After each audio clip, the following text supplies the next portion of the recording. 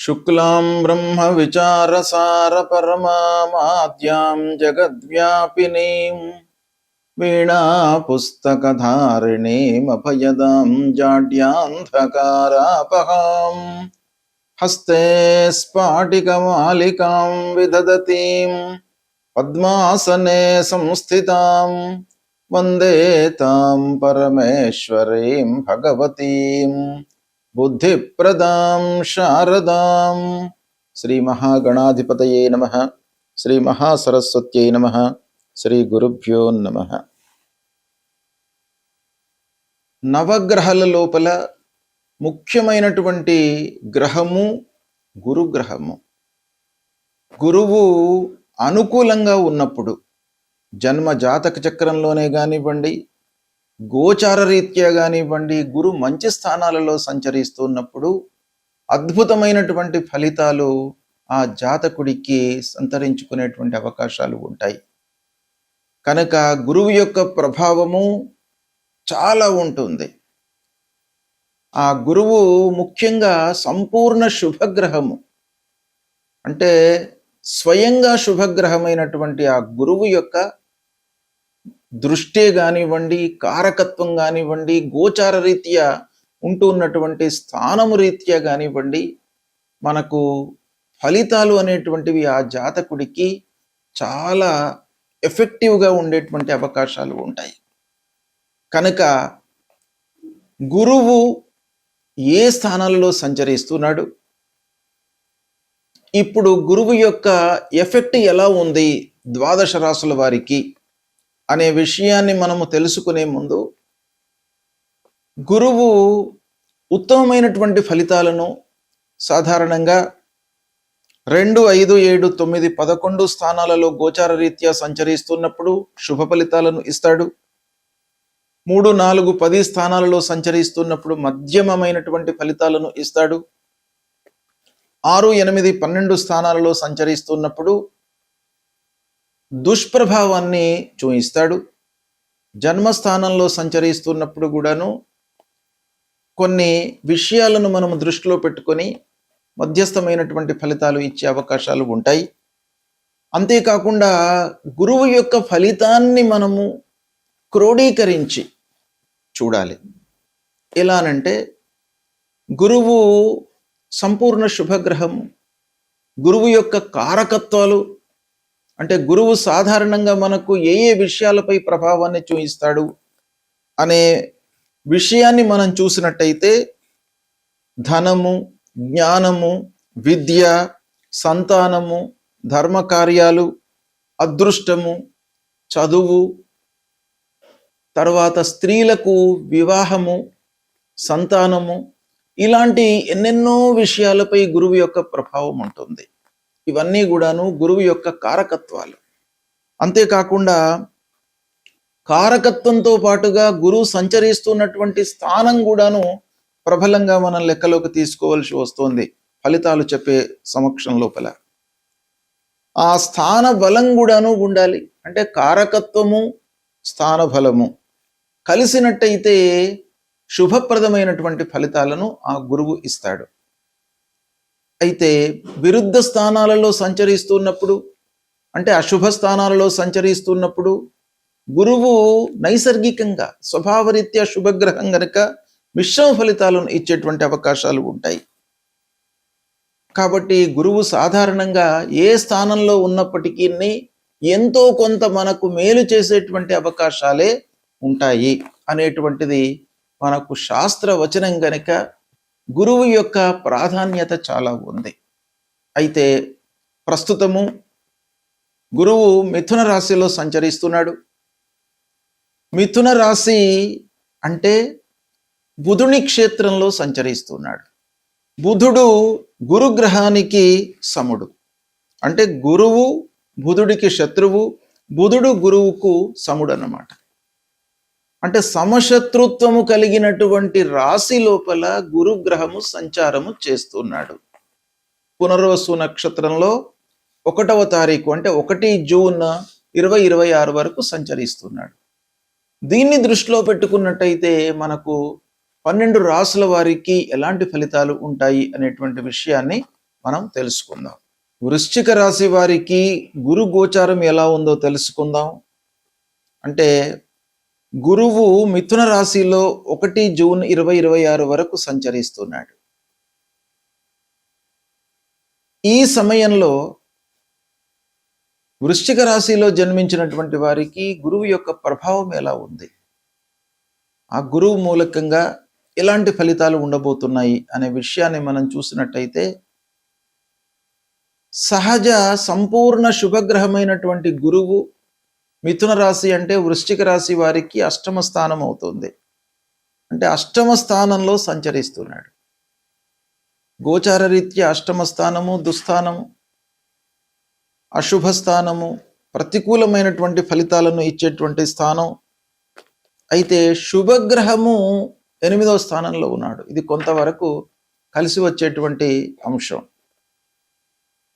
తర్వాత మిథున రాశిలో సంచరిస్తున్నటువంటి గురువు ద్వాదశ, ద్వితీయ, చతుర్థ స్థానాలను చూస్తున్నాడు. ఈ 3 పాయింట్స్ను మనం దృష్టిలో పెట్టుకున్నట్టయితే వృశ్చిక రాశి వారికి ఎలాంటి ఫలితాలు ఉంటాయి ఈ 1 జూన్ 2026 వరకు అనే విషయాన్ని మనం చూసినట్టయితే, అనుకోని మార్పులు సంభవించేటువంటి అవకాశాలు ఉన్నాయి వృశ్చిక రాశి వారికి. అంటే అన్ఎక్స్పెక్టెడ్ చేంజెస్ అన్నమాట. మీరు ఊహించరు. ఉద్యోగంలో కానివ్వండి, పాజిటివ్ వైపు నెగిటివ్ వైపు రెండు వైపుల కూడాను ఊహించినటువంటి ఫలితాలు జరిగే అవకాశాలు ఉంటాయి. దాన్ని కొంత మీరు తట్టుకోవాలి. అంటే మంచి జరిగినా కూడాను ఊహించకుండా మంచి జరిగితే కూడాను మనిషి తట్టుకోలేడు, చెడు జరిగినా కూడాను తట్టుకోలేడు. కాబట్టి కొంత ప్రిపేర్ అయి ఉండడము మనము అలవాటు చేసుకోవాలి. ఇక ఆరోగ్య విషయంలో మట్టుకు చాలా జాగ్రత్తలు తీసుకోవాలి. పని భారం పెరుగుతుంది, సమయానికి భుజించకపోవడము, నిర్లక్ష్యం చేయడము, ఇలాంటి వాటి మూలకంగా మీకు ఆరోగ్యము దెబ్బతినే అవకాశాలు ఉన్నాయి. దాన్ని కొంత జాగ్రత్తగా తీసుకోండి. వ్యాపారస్తులకు కొంత రహస్యంగా మీరు పెట్టినటువంటి పెట్టుబడుల మూలకంగా కొంత నష్టం వాటిల్లే అవకాశాలు ఉన్నాయి. అంటే గోప్యంగా ఎవరో చెప్పడం మూలకంగా ఏదో విషయం పైన మీరు పెట్టుబడి పెట్టడము, తద్వారా మీరు నష్టపోవడము అనేటువంటిది కనబడుతుంది ఈ సమయం లోపల. ఇక ఆధ్యాత్మికత మట్టుకు పెరుగుతుంది. భగవంతుడి పైన, గురువుల పైన భక్తి ప్రపత్తులు పెరుగుతాయి. ఇకపోతే గురు దృష్టి ద్వాదశ స్థానం పైన ఉంది కాబట్టి ఖర్చులు పెరుగుతాయి. అయితే కొన్ని విషయాలలో మీకు మంచి జరిగే అవకాశాలు కూడాను ఉన్నాయి. అంటే గురు దృష్టి ద్వాదశం పైన ఉంది కాబట్టి శుభమూలకంగా, అంటే కొన్ని మంచి పనుల మూలకంగా ఖర్చులు చేసేటువంటి అవకాశం కూడాను ఒక పక్కన ఉంది. విదేశీ ప్రయాణాలు కనబడుతున్నాయి. ఇక మౌనము చాలా విషయాల లోపల మీకు సమస్యలకు పరిష్కార మార్గంగా కనబడుతుంది. అనవసరమైనటువంటి విషయాలలో మీరు తలదూర్చకుండా ఉండడము ఈ సమయంలో చాలా అవసరము. 2వ స్థానాన్ని కూడాను చూస్తున్నాడు మిథున రాశిలో సంచరిస్తున్నటువంటి బృహస్పతి. కనుక డబ్బు విషయంలో మీకు కలిసి వస్తుంది. అయితే జాగ్రత్తతో ఉండాలి. డబ్బు రాబడి కొరకు, రావాల్సినటువంటి డబ్బు కొరకు మీరు శ్రమించవలసినటువంటి అవసరం ఏర్పడుతుంది. కుటుంబంలో మీకు మద్దతు లభిస్తుంది. భార్య, పిల్లలు, కుటుంబ పెద్దల యొక్క సహాయ సహకారాలు అందుతాయి. ఇక ఇంటి లోపల సౌఖ్యంగానే ఉంటారు. ఆస్తి విషయంలో కొంత డిస్ప్యూట్స్ మటుకు కనబడుతున్నాయి. స్థిరాస్తులు, చరాస్తులు, పూర్వీకుల నుంచి రావాల్సినటువంటి ఆస్తి, డబ్బు, ఆభరణాలు, ఇలాంటి వాటి విషయం లోపల కొంత డిస్ప్యూట్స్ తలెత్తేటువంటి అవకాశం కనబడుతుంది. తద్వారా కొంత మానసికమైనటువంటి అశాంతి ఉండేటువంటి అవకాశం బాగా ఉంది. దాన్ని మీరు తగ్గించుకోవడానికై ప్రయత్నాలు చేసుకోవాలి. ఇకపోతే అప్పుల విషయంలో జాగ్రత్త పడాలి. అనవసరంగా మీరు డబ్బులు తీసుకోకూడదు, ఇవ్వకూడదు. లోన్స్ విషయం లోపల జాగ్రత్తలు తీసుకోండి. అనవసరమైనటువంటి ప్రలోభాలకు వెళ్ళి, కంపారిజన్లోకి వెళ్ళి మీరు లోన్లు తీసుకున్నట్టయితే ఈ ఇబ్బందులలో మీరు పడతారు. కాబట్టి జాగ్రత్తలుగా ఉండండి. ప్రెషర్ ఎక్కువగా ఉండేటువంటి అవకాశాలు ఉంటాయి ఈ సమయం లోపల. కాబట్టి సహనము, ఓర్పు, మౌనము, ధ్యానము ఇలాంటివి మీరు చేయడం మూలకంగా కొంత వాటిని అధిగమించే అవకాశాలు ఉంటాయి. ఇకపోతే మిశ్రమ ఫలితాలు ఎక్కువగా ఉన్నాయి. ఒక రవ్వ మీకేంటంటే ప్రతికూలమైనటువంటి ఫలితాలే కొంత ఎక్కువగా కనబడుతున్నాయి కాబట్టి జాగ్రత్తగా ఉండండి. ఆత్మ విమర్శన చేసుకోండి. అంటే ఆత్మావలోకనము ద్వారా మీరు చాలా సమస్యలకు మీరే పరిష్కారాన్ని ఎదుర్కొనేటువంటి అవకాశాలు ఉంటాయి. అంటే పరిష్కారం మీరే తెలుసుకుంటారు. కాబట్టి అది చేయండి. స్థిరంగా ఆలోచిస్తూ ముందుకు వెళ్ళండి, సత్ఫలితాలను పొందుతారు. ఓవరాల్గా 8వ స్థానంలో గోచార రీత్యా ప్రతికూలం, శుభగ్రహము అందున 8వ స్థానంలో సంచరిస్తున్నాడు కాబట్టి కొంత మంచి జరుగుతుంది. పాపగ్రహము 8వ స్థానంలో సంచరించినట్టయితే ఇంకా ప్రతికూలమైనటువంటి ఫలితాలు ఉంటాయి. సంపూర్ణ శుభగ్రహము 8వ స్థానము దుస్థానంలో సంచరిస్తున్నాడు కనుక 50% మీకు ప్రతికూలత, 50% మీరు ఎఫర్ట్స్ పెట్టడం మూలకంగా దాన్ని మలుచుకునేటువంటి అవకాశాలకు ఆస్కారం ఉంది కాబట్టి దీన్ని సద్వినియోగపరచుకోండి. గురువు ప్రతికూల, అనుకూల, మధ్యస్థ స్థానాలలో సంచరిస్తున్నప్పుడు మనము తప్పకుండా పరిహారాలను చేసుకోవాలి. సాంప్రదాయ జ్యోతిష్యం ప్రకారంగా ఆధునికంగా మనము చూస్తున్నటువంటి అన్ని విషయాలను మనము దృష్టిలో పెట్టుకున్నట్టయితే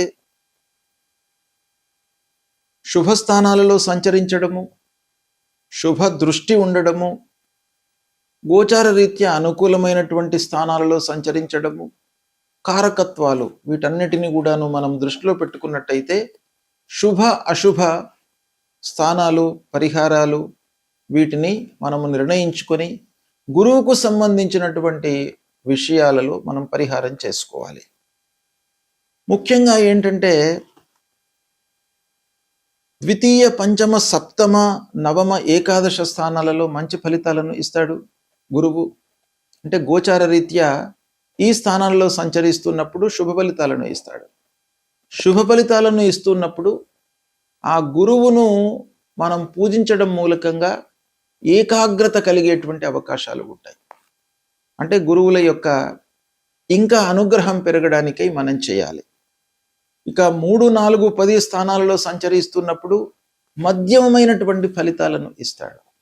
ఈ మధ్యమైనటువంటి ఫలితాలను ఇస్తున్నప్పుడు గురువుకు సంబంధించినటువంటి స్తోత్రాలు, పారాయణాలు చేసుకోవాలి. ఇక ముఖ్యంగా అరిష్ట స్థానాలు, దుస్థానాలలో సంచరిస్తున్నప్పుడు మట్టుకు మనము తప్పకుండా పరిహారాలను చేసుకోవాలి.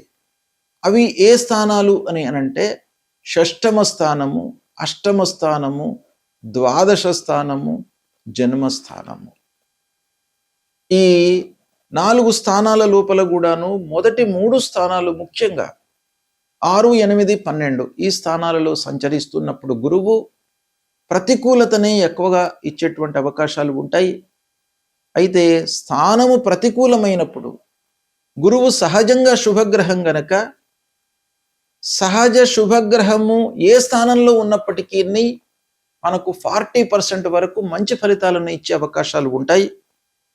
ఇక స్థాన ప్రభావం మూలకంగా ±40% ఫలితాలను ఇచ్చేటువంటి అవకాశాలు ఉంటాయి. ఇక దృష్టి మూలకంగా మనకు ±20% ఫలితాలను ఇచ్చే అవకాశాలు ఉంటాయి. ఈ విధంగా దీన్ని క్లాసిఫై చేసినట్టయితే దుస్థానాలలో ఉన్నప్పుడు మట్టుకు తప్పకుండా పరిహారం చేసుకోవాలి. ఏం చేయాలి అని అంటే ప్రథమంగా సద్గురువులను సందర్శించుకోవడము. గురువు త్రిమూర్తి స్వరూపుడు కాబట్టి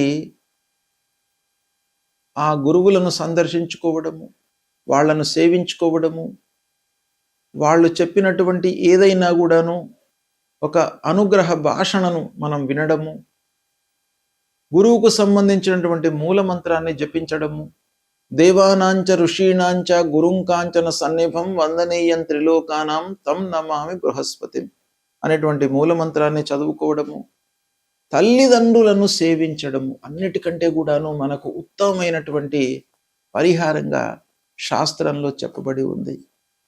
తల్లిదండ్రులు ప్రథమ గురువులు, తల్లిదండ్రులు ప్రథమ దేవుళ్ళు, అన్ని విద్యా బుద్ధులు అన్నీ కూడాను మనకు ఇచ్చి మన జీవితాన్ని నిలబెట్టినటువంటి వాళ్ళు తల్లిదండ్రులు. కాబట్టి తల్లిదండ్రులకు మీరు సపర్యలు చేయడము, వాళ్ళ గురించి తెలుసుకోవడము చేసినట్టయితే తప్పకుండా మీకు ఆ గురువు యొక్క అనుగ్రహం లభిస్తుంది. కనుక ప్రతి వాళ్ళు కూడాను 6వ స్థానము, 8వ స్థానము, ద్వాదశ స్థానము అంటే 6, 8, 12, 1 ఈ స్థానాలలో సంచరిస్తున్నప్పుడు మీరు తల్లిదండ్రులను సేవించండి. వాళ్ళ యొక్క అనుగ్రహం మీకు లభిస్తుంది. తద్వారా మీకు గురువు మూలకంగా కలిగేటువంటి ప్రతికూల ఫలితాలు మీకు శాంతి చేయబడతాయి, తగ్గుతాయి, తక్కువ మోతాదులో మీకు అనుభవంలోకి వస్తాయి. వాళ్ళ యొక్క అనుగ్రహం లభిస్తుంది. ఇది మీరు పాటించండి, శుభ ఫలితాలను పొందుతారు. శుభం.